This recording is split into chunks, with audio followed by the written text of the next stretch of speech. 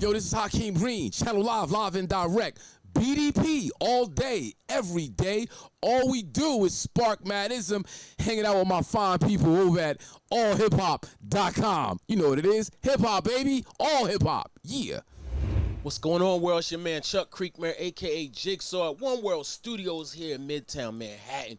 We are here today with an icon in hip hop, a legend, my man Hakim Green of Channel Live fame. What's up? Salute, salute, salute. Salute. It's such an honor to be sitting in this seat holding this mic right here. Yeah. All hip hop. That's what it is. We all hip hop. We all hip hop. That's it. First of all, man, thanks for coming through. You know, we talk a lot. Yeah, we do. More than most people in the industry, you know, and we have heavy conversations. Yeah, we do. We don't have regular convos. Every convo is a deep one. Yeah. You know what I'm saying? Oh, yeah, for but sure. it ranges from everything from health to politics, Yeah, right? yeah. So we're right here with it. You know, in 2024, we're seeing a lot of changes, a lot of anticipation, anxiety even on the horizon.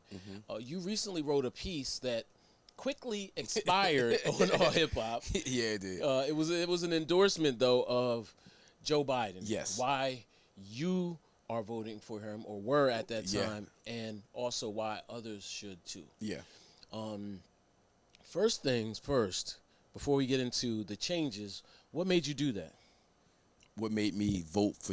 No, what made you write that piece? Oh, what made and me that endorsement? because it was necessary. It's like you see the commentary on social media and mainstream media. There was a lot of criticism and pushback on Joe Biden and his administration. And it's like, you know, looking back over the last 4 years, Joe Biden, relative to the other presidents that we've experienced through our lifetime, you know, may have very well been the greatest one that we've seen. And, you know, I know a lot of, you know, the folks in the hip-hop community and the social media community will laugh at that and push back at that and clown that statement. But, you know, we talking about, you know, practical, just things that you could put your hat on. You know, healthcare. I know a lot of people dealing with diabetes. Having insulin capped at $35 means a lot to, you know, regular people. The student loan forgiveness program that he's been, you know, throughout the last 3.5 years, you know, my family was one of the beneficiaries of it. Because of that, we were able to buy our house. You know, the infrastructure bill, $1.2 trillion infrastructure bill, something that Donald Trump wasn't able to get through, and something that other presidents had hinted to or other politicians had been wanting to do. America's infrastructure is suffering. We see bridges collapsing. We see roads are in disrepair. We see, you know, jobs and labor could really use investment. And that $1.2 trillion infrastructure, he wanted $3.5 trillion. AOC wanted $8 trillion. I was riding with AOC, hoping we got to $8 trillion, but we got $1.2 trillion. The level of compromise, the level of negotiating, the level of, you know, getting people who are against you on your team to get that pass is huge. Joe Biden was able to do that, and there's the Build Back Better plan. There's the CHIPS bill. There's like a bunch of things that Joe Biden has done by getting Republicans and Democrats on the same page and getting it passed, that when you look at it, man, he's done a phenomenal job. And I think we'll realize it after, you know, he leaves office, you know, 2-3 years down the line. We see these job projects going up, the construction progress, the grid for the electric cars and all that stuff. And as we see that build out, and we see communities who've been used to being left out of these get included in this stuff, then we'll start to get exactly how important Joe Biden's presidency was. Yeah. Shout out to him. Delaware represent. Oh, yeah. You know what I'm saying? Oh, yeah. You also talk about being like this conspiracy theorist. Like, for those that don't know, back in the 90s, we were all about the Illuminati, Behold a Pale Horse, all these books, all these thoughts. It was in the raps, it was in the music, it was in the culture. Yeah. You know, Illuminati got my mind, soul, and my body. Big shout out to Prodigy, rest in peace. Yeah. Mobb Deep, no doubt. Those thoughts, and even Onyx had a video that just represented this dystopian end of the world scenario, which is not that far off now. No. Yeah. So you've changed a lot in your views since then. Yeah. So, the whole idea of a conspiracy theory, what a conspiracy is just a group of people who plan in secret. And the theory is just not fact. It's just your idea of what the theory could be. So conspiracy theory in and of itself is not a bad thing. I think we all deal in conspiracy theory to some degree. However, conspiracy theory can get you stuck standing still. Right, and we talk about affecting people's lives, benefiting people's lives, getting your piece of the pie. Yeah. You need some hardcore practical things that you can hang your hat on. Right. Jay-Z called it actionable items. And though He didn't make that up though. no, he didn't make it up, no doubt. But in terms of how he meant it to be used, I agree with him. Though in that particular circumstance, he should have just kept quiet and not said nothing. Wrong time, bro. It's not because what Colin Kaepernick was doing was something that was an actionable item. Right. There are, and that's a whole nother story. But the conspiracy theory world can get you caught up, can get you paranoid, can get you looking for answers to questions where there are no exact answers, and we would serve ourselves better by doing very small practical things. The small things mean so much. Like, let's accomplish things. Let's not just sit around and discuss theories. Let's get things done. So that was the reason for the switch. Speaking of switch, now we're looking at a potential black female president in Kamala Harris. What are your thoughts on her now? Man, again, the conspiracy theory world had me caught up. Social media, a narrative goes out and we don't know where the narrative originates, but we jump right in. One of those narratives was that, she was out there in California just locking up black men over smoking weed. I love like to smoke. Thousands. Yeah, thousands, right? And, when I first posted that stuff up on, Facebook, this was some years ago, Davey D from the Bay Area, he checked me. He like, yo, son, I see where you coming from, but that's not the truth. That's not right and exact. You need to get the right and exact information. I'm out here in the Bay Area. I live in the district that she represents. I see what's going on, and that's not the truth. Wow. So when he was, sharing information with me about how, particular rollouts, policing rollouts went out, the narrative wasn't right and exact, and she's been carrying a lot of baggage that's not hers to carry. So there was that. And then, being chosen the VP, of this particular administration, which I just said, I'm not a fan of Joe Biden. I'm a fan of what's happened over the last 4 years. We'll get into that. We'll get into that. Right. Yeah. But, her being a part of this administration, I would like to see what has happened go further, expand. I definitely don't want to see it gutted and reversed and torn apart. So, that's why I'm down with, Kamala Harris. And she's a Howard alumni. Raz Baraka, I'm doing 24 Hours of Peace in Newark, New Jersey. He's a Howard alum. I got a lot of friends who are connected to Kamala, 2, 3, 4, 5, 6 degrees of separation. She's one of us.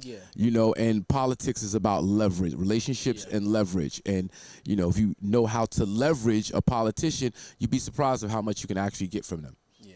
It's funny, man. When you think about, you said leverage, and I remember Willie D from the Ghetto Boys once said, remember, politician means scheming for power. I actually don't know if that's what politician means, but let's just hypothetically say that's what it means. Don't we want power? Like, don't we want power and influence? So to me, politics has a different way of thinking when you get older, right? So back in the day, we like fight the power. That was the anthem, and now it's more like, how do we work within the system to get things done to change our lives? That's how I look at it now. What's your viewpoint? Policy.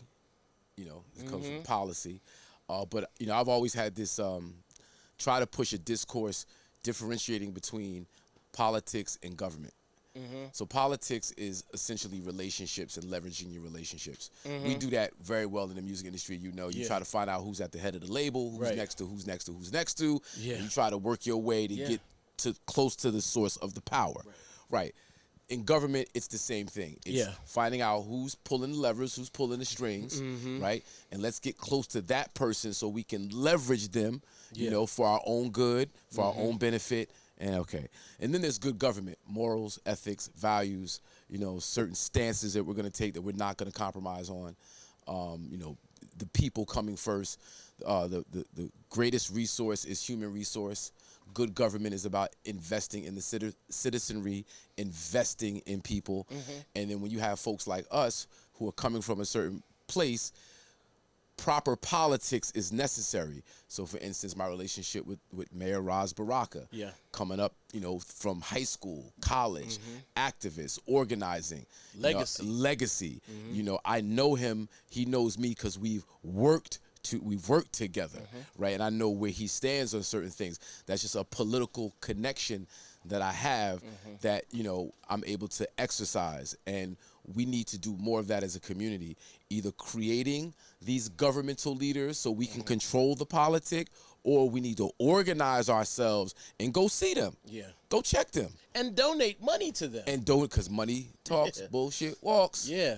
Yeah. I actually donated to Ross's governor bid for the governor of New Jersey because I got to do something. I got to show up somehow. Yeah. You know what I mean? And I'm putting in a bid to interview him and things like that. But I agree 100%. These are the things that we have to do. We can't stay in a perpetual state of outsiderness or complaining or protest even, right? Because at this point, the way I see it, protest only gets you so far. It'll get you some things, but money really talks a lot. Well, there's a place for protest, right? Right. And protest is supposed to be a strategy, a part of a larger scheme for power, right? Yeah. It's supposed to be a part. We're not supposed to protest just so we can be outside, but it's supposed to be connected to other actions, financial action. Right. There are other actions that other organizations have taken in our history that were necessary. The Black Panther Party, for instance. Yeah. They got down in a certain way. You say, war is politics with blood. Politics is war with no blood. Yeah. Right. So, sometimes you get to a point where you got to knock them up out. Yeah. Just like that, But we try to do things to preempt that so we don't have to go to those levels. We should never be so, destitute and miserable where that's our only solution. We should be able to organize the community to protest, knowing that protest is going to trigger the attention of a politician or somebody with some finance to then come in and kick in, or we can direct the dollar. Because you organize people, 1,000, 5, 10, 20, 40,000 people to protest. The money powers are going, that's a market. Yeah. We can sell something to them. Yeah. Yeah, but what are we going to sell them? And we get to decide that when we control our market, we control the message, we control the protesters, and so forth and so on. Definitely. Shout out to KRS-One doing things, working with Ras Baraka. The teacher. Yeah. Temple of Hip-Hop. Yeah, that's beautiful thing to see happen, that, the work relationship. Politics. Doing 24 hours apiece. We brought KRS-One out to perform. Yep. That introduction to Raz grew into KRS-One has a school called the Temple of Hip-Hop. State-of-the-art facility, computer labs, classrooms, gymnasiums, library, museum, and it's something that KRS has been working on for, 20 years. Yeah. It got realized because we had a person in government who had the power to make it happen. Yeah. It's important. Definitely. Yeah. Absolutely. So let's talk about other things. A lot of subversive actions are taking place with Donald Trump. I would say I feel black men are particularly being targeted and given a lot of misinformation through places like Twitter, through bots, through other forms of social media where you can't verify who these people are, or some people are even saying now they're presenting as black, but they're not even black on social media. And then there's Project 2025. And if you look recently, they backtracked off of that. Crazy. The chairman, stepped down. Yeah. Trump wants to see its demise. Give me your general thoughts. Yes, chess not checkers. Donald Trump is playing checkers right now.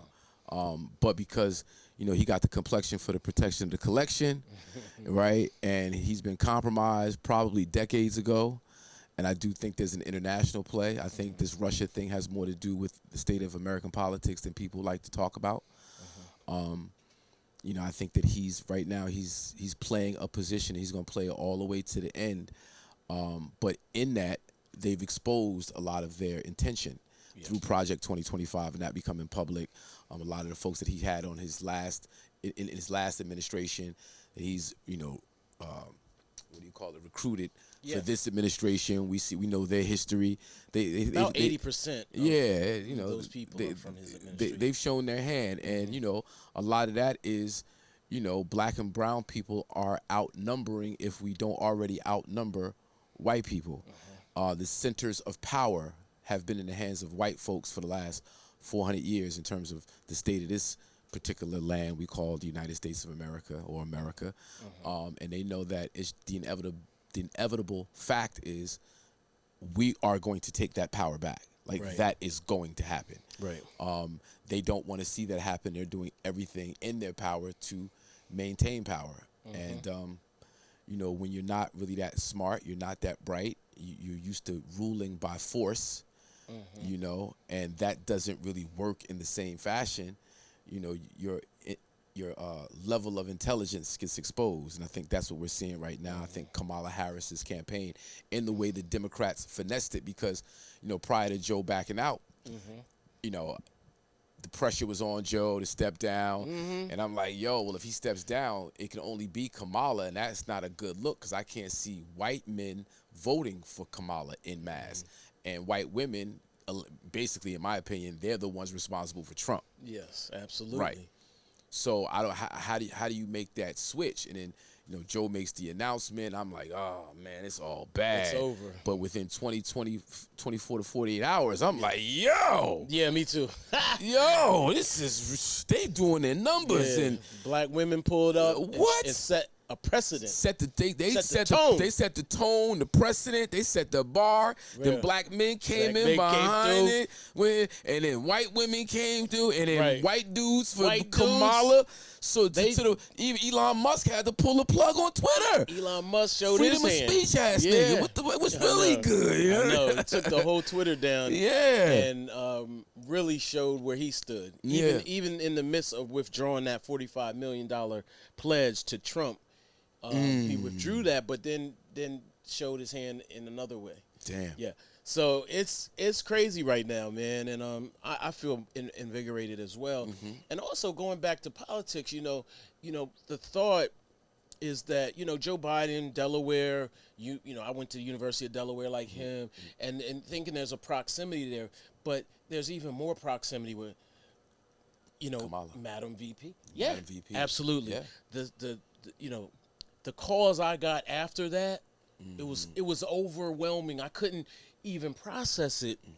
I was getting hit from every angle, recruited even, and I was just like, I don't even know what to do. It's I couldn't even process it. I'm now that it's calmed down, now I can take it all in. Yeah. But for a minute there, it was crazy. Yeah.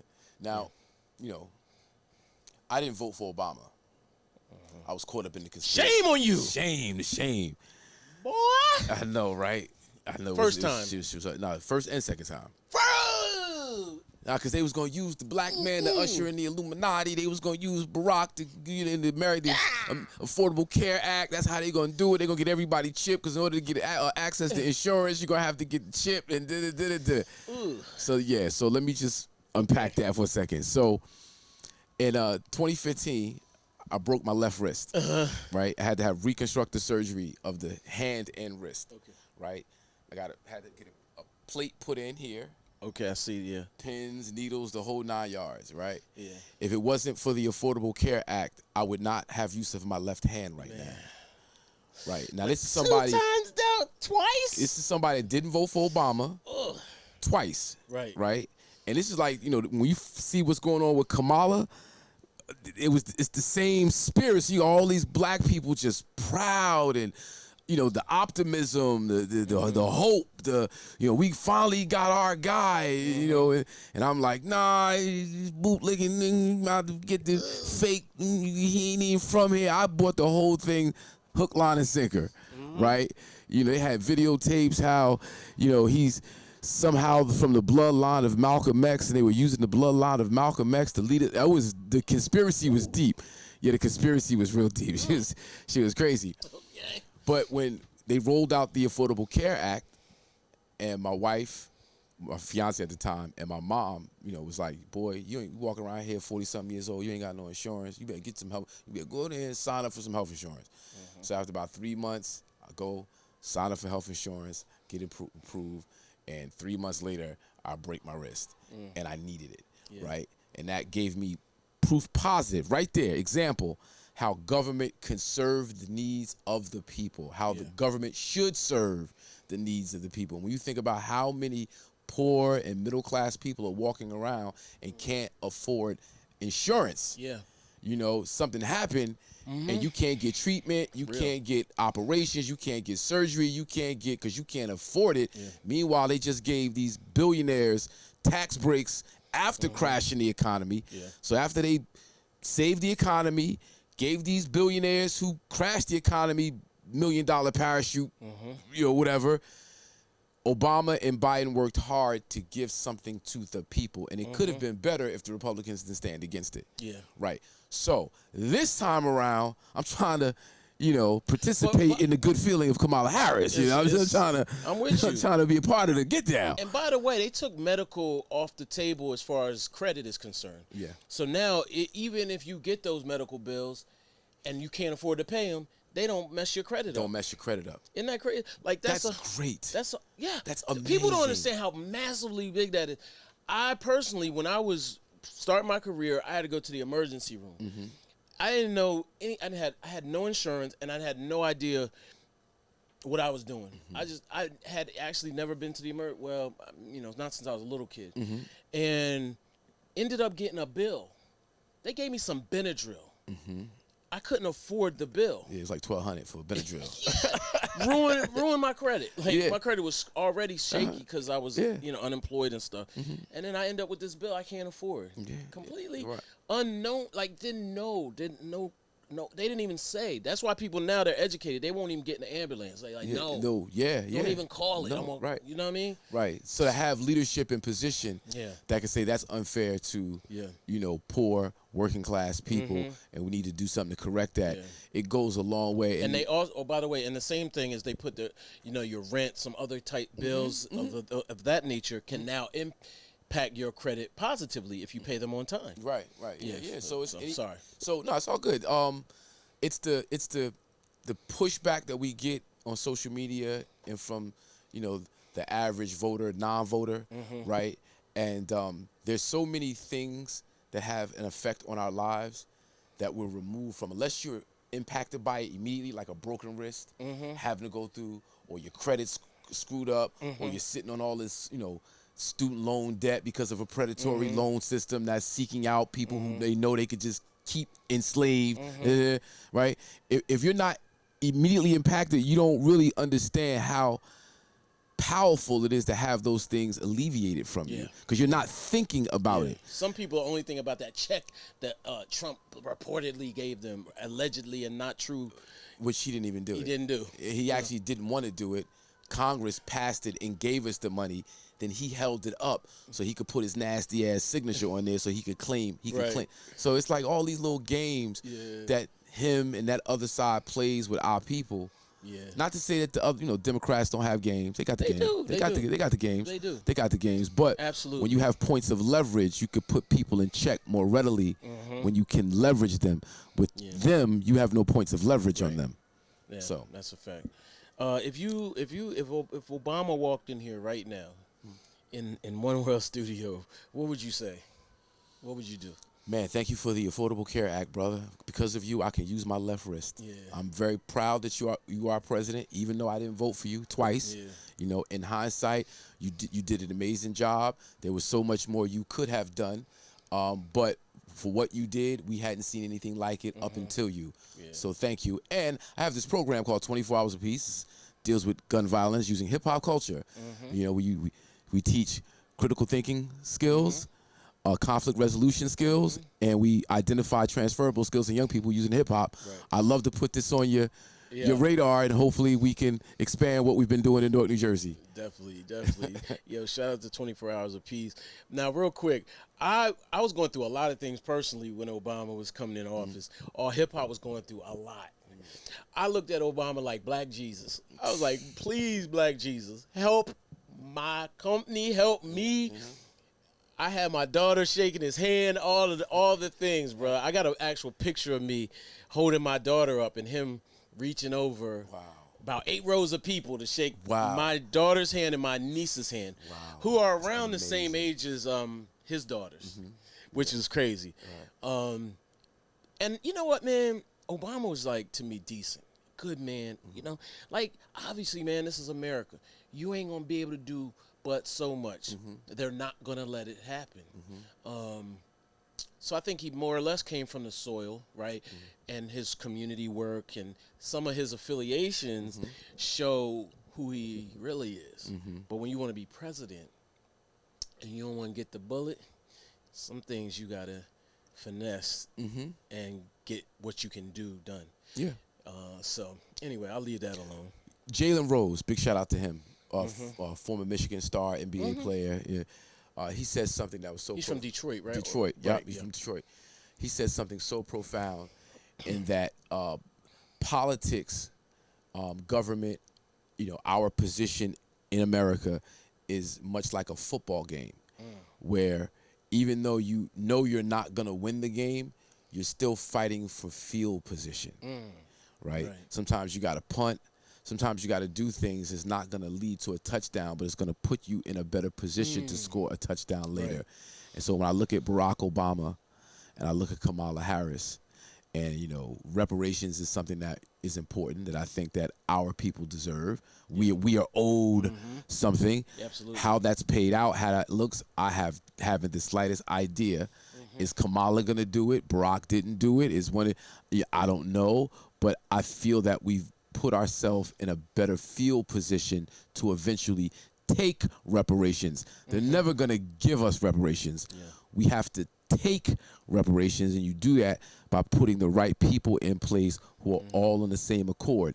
They don't have to publicly be on the same accord. In fact, it should be in secret, much like a conspiracy theory, right? We should work in secret, and when it's time, we know we got the right folks together to you know, flip the switch and things happen.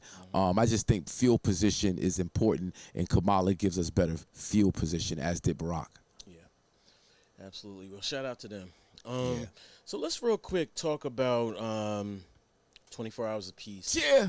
What started that for you? I've been a few times. It's always been a beautiful event. Yeah. I took a picture of Beanie Siegel hugging KRS-One last year. I mean, daggone there went viral. Yeah. I just, Debbie D. You guys were a co-sponsor one year. Yeah. Yes, sir. Yeah, yes, sir. 2016. We did Fat Joe, Carl Thomas, Big Daddy Kane, and Talib Kweli. Yeah. I've been there a lot. Queen Yanazaha. We used to show up. The Queen. Yeah. For sure.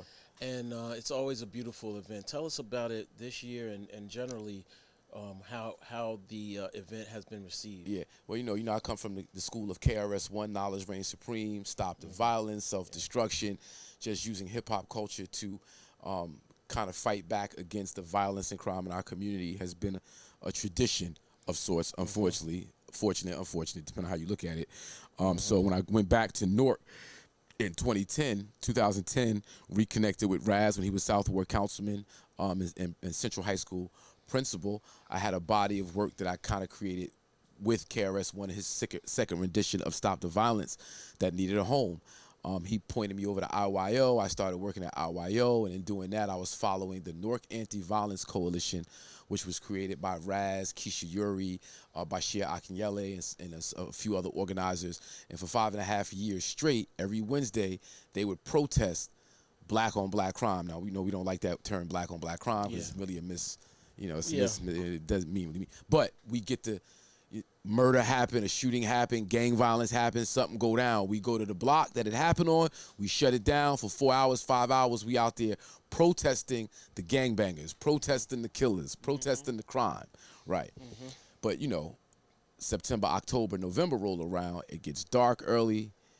People get stuck in traffic for 3.5, 4 hours with the kids in the car trying to get home.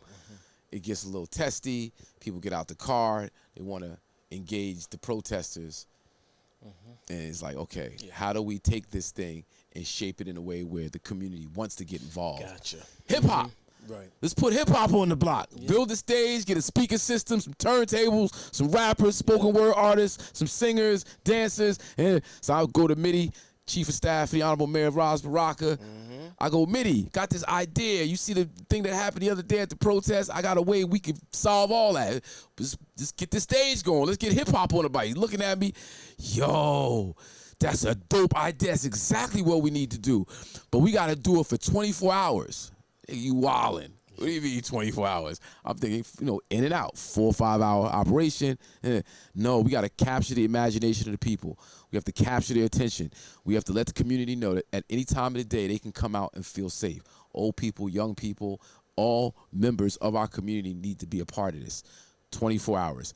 That's how it was born. In 2010, we've done it every year since 2010, except for COVID year 2020 and in 2018.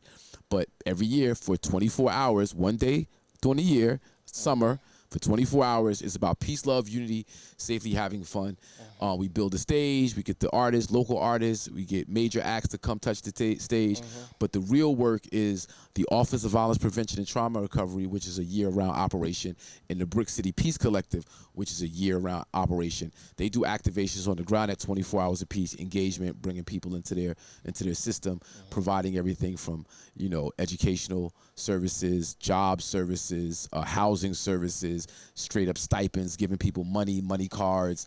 You know, this is something that Raz has created, understanding what our people needs in terms of that investment, human resource, investing in the people. And in 24 hours apiece, I say is the commercial for that work. It's a way for us to capture the attention, bring people into our world, and then get them the real services that they need. Nice, nice. What about this year? Man, it's crazy this year. All women. We're celebrating women. We decided to do this last year, so no, it's not like we're pandering to Kamala or anything like that. But it kind of just all synergistically worked, where we're celebrating women, the entire lineup. We got Lady Luck, Roxanne Shante, Rod Digger, Sunshine Anderson, Lady of Rage, Yo-Yo, Moni Love, Maya, Asian Doll, Big Biggie, Taseki from the Baddies, Lola Brooke, Juicy Two-Time, Honey Baby, Lady London. Lady London, oh, bars. Man. Yeah. We want to cover the full gamut. Old school, new school, commercial, bars, the whole thing.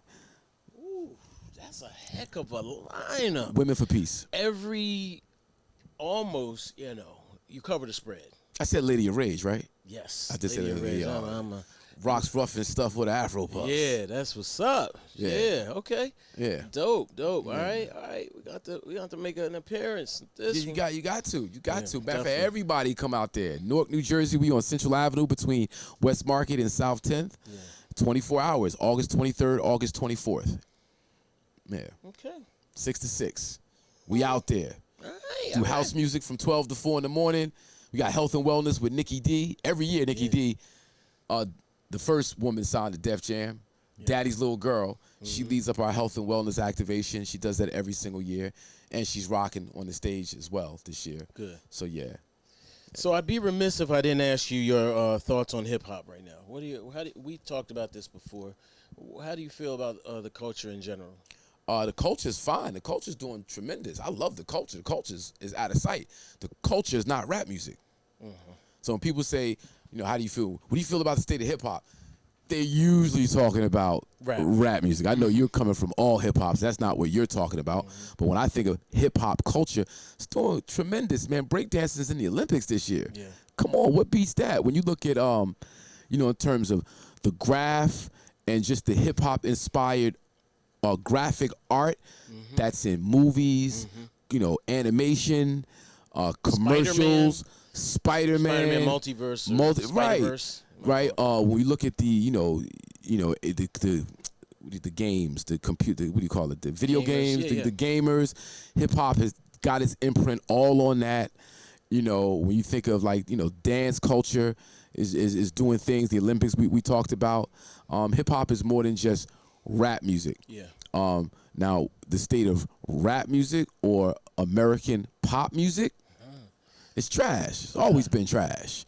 Not just because of rap. Yeah. American pop music has always been. It's not always been trash. Michael Jackson is pop music. Pop music, but there's exceptions to every rule. Right. But in terms of when you look at let's say the 80s rock era, the big hair rock era, and you look at the rock era of the 70s, and you compare them, you see the decline in the artistry, the decline in the musicality, the decline in vocal execution. You see it when you look at the R&B of the 60s and the 70s, and you compare it to the Jodeci's. Come on, it's one of the illest R&B groups ever. When you look at But if you go to the Four Tops, the Temptations, the Supremes, Marvin Gaye, and you compare, you see the yeah. Okay, all right. Well, same thing with hip hop or rap music. Right. The farther you get away from the source, the less authentic it becomes. The other thing is that the budgets aren't there. The marketing isn't there. Chino XL passed away recently, and God rest his soul. He dropped an album last year called God's Carpenter with Stu Bangers, and it's a dope project. But it wasn't marketed. It wasn't promoted. Right. And most people didn't even know. Even his fans didn't even know. A lot of his fans didn't even know it dropped. And so I think that in a lot of ways, that's the big difference. Back in the day, they had marketing, promotion, and budgets for videos and budgets to buy ads and things. And now, really, they don't, And so a lot of the artists that we may not like as much, they do have those budgets. They do have promo. They do pay money to get on playlists or to rig the algorithm or get on the MTV Awards or whatever. And now we don't have that anymore. So a lot of the real hip hop, as we would call it, or rap music even, it kind of gets marginalized. So, because I'm a struggling artist. I'm one of them old school cats who had, the one-hit wonder dude who's been trying to make a comeback since '95. You say so. All right, go ahead. But at the same time, it's, music doesn't sell. Like when I say music doesn't sell, we used to buy wax, 12 inches, albums, CDs. There was a thing that the music was on. You were actually buying the thing. You weren't really buying the music. Right, and because music is but that thing was like $20. Right. So some of that was all the otherness that went into the music. Is that? Well, what I'm saying is, I know in terms of the record label, selling you something. It wasn't the music. The music was on it, but you were buying just the plastic or you're buying the wax. But now that I've digitized it, right, and music's free and I can listen to it for free. I have to sell you something. So, for instance, I just launched Madism as a cannabis brand, official cannabis brand. We're in Michigan. Big shout out to L Train, my folks out there, and I'm selling music with the cannabis. You buy a 3-pack pre-rolls, you hit the QR code, you get to download 3 songs for free. Yeah. I'm really selling you weed. Right. The music comes along with it, right? Now, we have to figure out other ways of selling something to people, and then you'll see these marketing and promotions budgets built around the thing you're selling that the music's attached to, right? So, it's kind of like it's a gift and a curse, a 6 of one, half a dozen the other, because the big boys can't sell you anything now. That gives us the opportunity to create the thing, own the thing, and determine how the thing is distributed and marketed and promoted and whatever. Here's our opportunity to reclaim our culture back if we're on it. Now, we want to just sit around and have arguments about who was the first to do this and who was the first to do that and who's really hip-hop and who's really not hip-hop. If we want to argue amongst each other, then the enemy gonna come in and take our shit once again. Yeah, and that's what's happening right now. I'm seeing like these different meaningless arguments occur when neither of the groups actually own the thing anymore. So, yeah. That's a fact. By the way, Chino XL had a comic book, and he was, I believe, selling the music that way as well. Right. Big shout out to Chino XL. Rest in peace, my brother. I've known him since 1989, 1990. A huge loss to hip hop, to the Jersey community, to myself, but also big shout out to Lady London. Chino XL's is her uncle. Yeah. Right. Yep. Yeah. So Yeah, we interviewed her and talked about that briefly. Yeah. It's definitely in the blood. In Yeah. the genes. Oh yeah, for sure, Yeah, for she's sure. incredible. Yeah. Big shout out to Jamila. Her mom is, she's the one who put me on to the fact that they were related. I didn't know. I'm seeing this girl, Lady London, just rip MCs apart and do her thing. Yeah. And she's like, well, you know that's my daughter. Right. I'm like, what? It's like, yeah, you didn't know? I'm like, I had no idea. She went to Howard too, by the way. Yeah. I Brilliant young lady. Yeah. I've never seen Big Daddy Kane swoon over somebody the way he did. I was like, are you blushing, Kane? What's going on here? That's good. Yeah. I got an insight. In my household, one of my wife's, one of her friends is caned out. Yeah. And I remember, I know a bunch of chicks is, over the caned out. Right. Just Big Daddy Kane. Oh, Yeah. Kane. Yeah. So to hit it in reverse, Right. that's funny. That's hilarious. Yeah, I've been talking to Kane a bit. He's a good dude. Good dude, definitely. All right, so there's a rumor in the streets that you introduced, that you brought some knowledge of self to Kendrick Lamar, that niggas was something that you brought to him. Is this Nah, true? I don't know Kendrick Lamar. I've never met him. Okay. I'm extremely proud of what he's doing and how he's handling his business. You know what I mean? I saw that on social media saying that I'm the one who inspired him to go. I haven't the slightest idea whether I was or wasn't. Okay. But, I've been on that mission in terms of, because, we put out a song called Cause and Effect on Station Identification, Channel I's first album, which we wanted to be the first single, which was encouraging people not to use the word nigga and bitch. Yeah. Right. And then I heard The Chronic. Well. Oh, that song? Yeah. Anyway. Classic.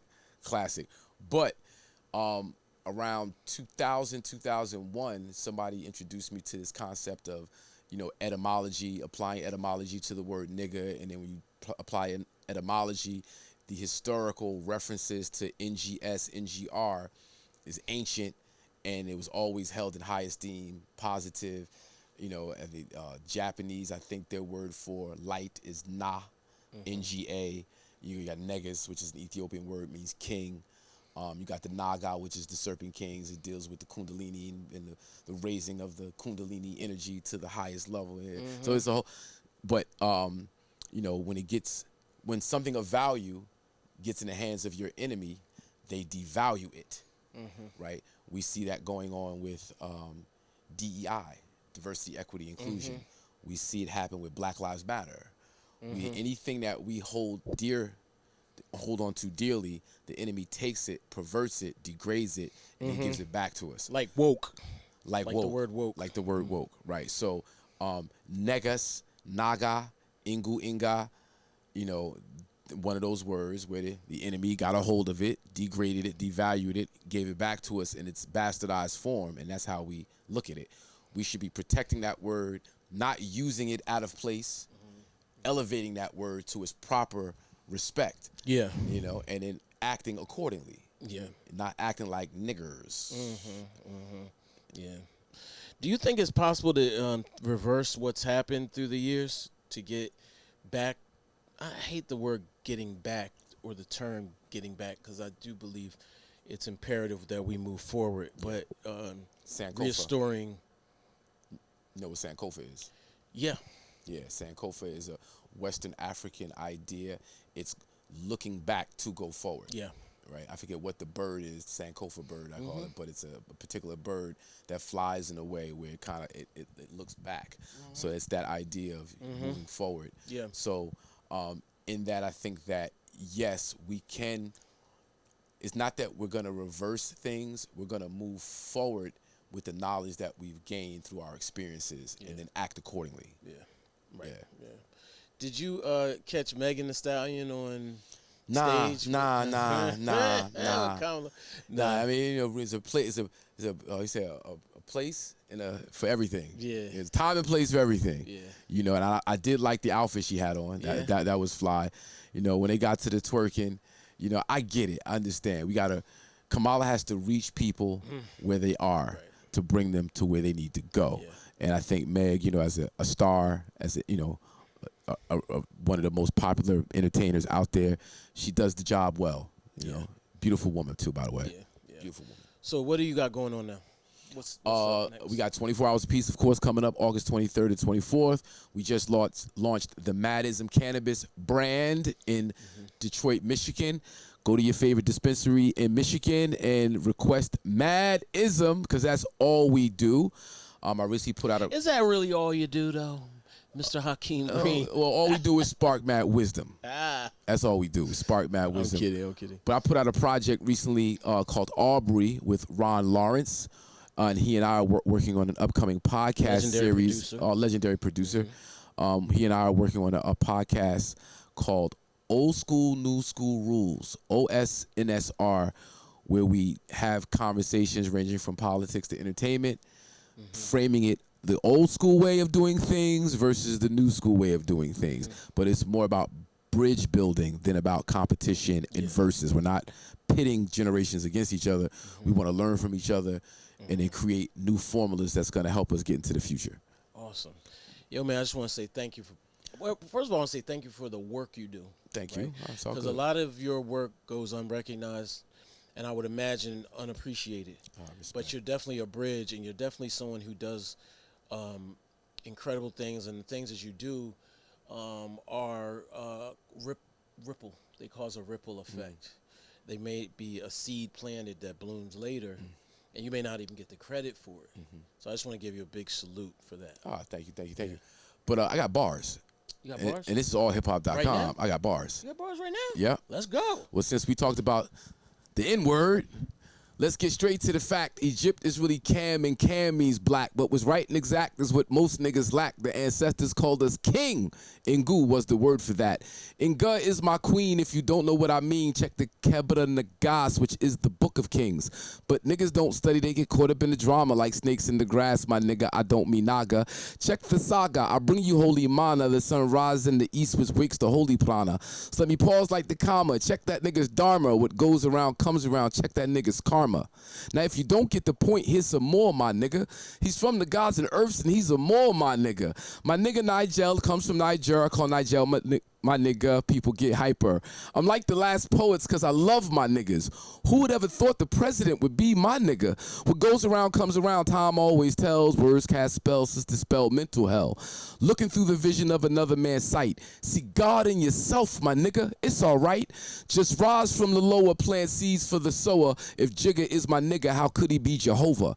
Jehovah's really Yahuwah, or you could say Yahoo. Now who's the real G? Not the male, you fools. Words is just tools. Now who weighs and measures? My niggas flipping words in quest for earthly treasures. It's all mathematics, so we say my nigga. It's more right and exact, plus got swag and flavor. Since power's in the word, the Lord said name it. We named ourselves niggas. Now niggas don't want to claim it. I paint the picture, frame it. We let the devil shame. A people with no name is a people with no aim. With no land to claim, my struggle goes in vain. But my niggas fight over words that's inflicted so much pain. I want to say my nigga said refrain around white people because they don't understand the pain. My naga heals the venom and makes the serpent tame. The resurrected niggas on the throne set the reign. Peace, my niggas. Jeez. Yeah. Dope. Thank you. Kendrick gonna write another banger after. Come on, K-Dot. Come on, K-Dot. You know, my middle name is Aubrey. Oh, yeah. That album that I put out, Ron, is called Aubrey. You gonna think you're a Drake Nah, stan. take it easy on me, K-Dot. I'm riding with you, bro. I'm on your team. I'm on your team. That's what's up. Yeah. Appreciate you, though. Yes, sir. Thank you. Already. Thank you, bro.